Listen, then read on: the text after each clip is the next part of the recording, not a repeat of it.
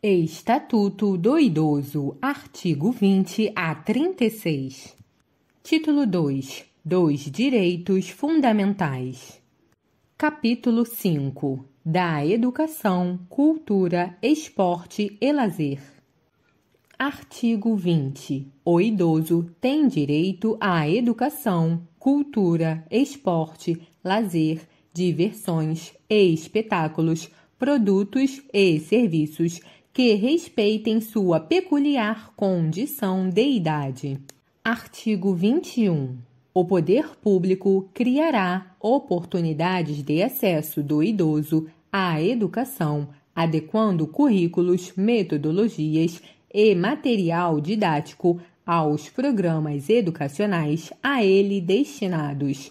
Parágrafo 1º.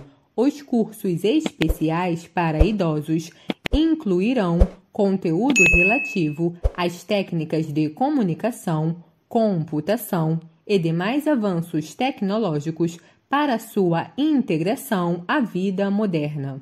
Parágrafo 2º. Os idosos participarão das comemorações de caráter cívico ou cultural para transmissão de conhecimentos e vivências às demais gerações, no sentido da preservação da memória e da identidade culturais.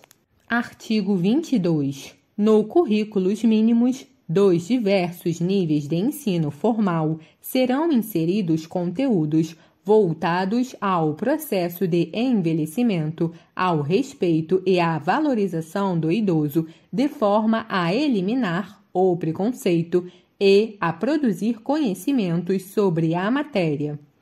Artigo 23. A participação dos idosos em atividades culturais e de lazer será proporcionada mediante descontos de, pelo menos, 50% nos ingressos para eventos artísticos, culturais, esportivos e de lazer, bem como o acesso preferencial aos respectivos locais.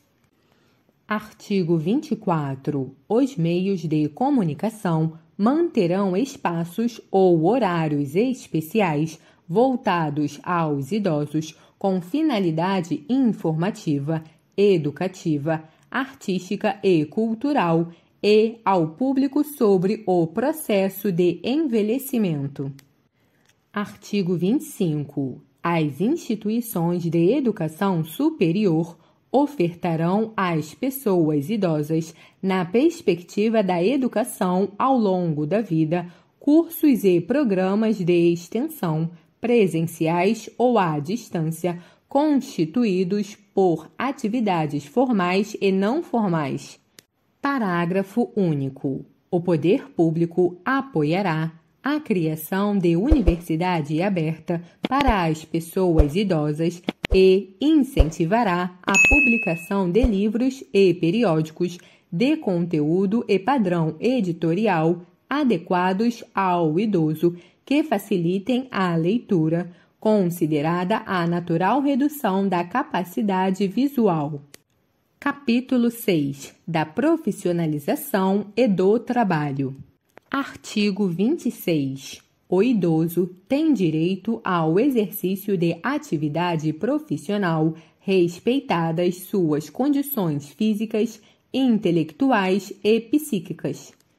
Artigo 27. Na admissão do idoso em qualquer trabalho ou emprego, é vedada a discriminação e a fixação de limite máximo de idade, inclusive para concursos, ressalvados os casos em que a natureza do cargo o exigir. Parágrafo único. O primeiro critério de desempate em concurso público será a idade, dando-se preferência ao de idade mais elevada. Artigo 28. O poder público criará e estimulará programas de: inciso 1. Profissionalização especializada para os idosos, aproveitando seus potenciais e habilidades para atividades regulares e remuneradas. Inciso 2. Preparação dos trabalhadores para a aposentadoria com antecedência mínima de 1 ano, por meio de estímulo a novos projetos sociais conforme seus interesses e de esclarecimento sobre os direitos sociais e de cidadania. Inciso 3. Estímulo às empresas privadas para a admissão de idosos ao trabalho. Capítulo 7. Da Previdência Social. Artigo 29. Os benefícios de aposentadoria e pensão do regime geral da Previdência Social observarão, na sua concessão, critérios de cálculo que preservem o valor real dos salários sobre os quais incidiram contribuição nos termos da legislação vigente. Parágrafo único. Os valores dos benefícios em manutenção serão reajustados na mesma data de reajuste do salário mínimo, pro rata de acordo com suas respectivas datas de início ou do seu último reajustamento, com base em percentual definido em regulamento, observados os critérios estabelecidos pela Lei número 8.213, de 24 de julho de 91. Artigo 30. A perda da condição de segurado não será considerada para a concessão da aposentadoria por idade, desde que a pessoa conte com, no mínimo, o tempo de contribuição correspondente ao exigido para efeito de carência na data de requerimento do benefício.